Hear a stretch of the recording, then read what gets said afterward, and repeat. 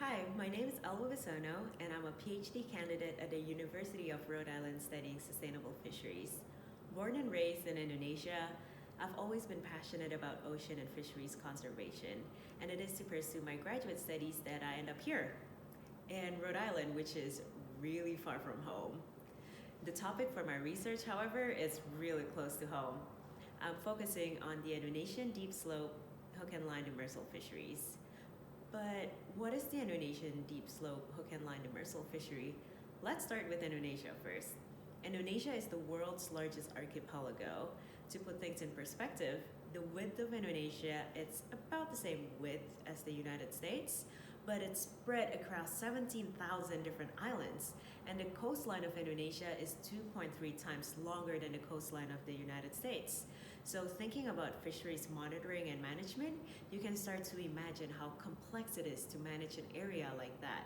So it's also unsurprising that the fishery is data poor, and it's also open access management, which means that anybody, anywhere, and at any time could harvest almost whatever they want. And deep slope denotes the fishing depth, which is between 50 to 500 meters. And hook and line is the main fishing gear that operates in this fishery, which is just, well, lots of hooks and a line. It could be in the form of bottom long lines, which looks like this, or drop lines, which looks like this. But sometimes fishers will choose to use both at the same time, and we just call it mixed gears. Demersal fish indicates that the target species in this fishery are bottom associated, like snappers and groupers. And Indonesia is actually the world's second largest snapper exporter. So if you had snapper recently, there's a chance it came from Indonesia. But unfortunately, without proper data, without any stock assessment, or without management in place for this fishery could easily become overexploited.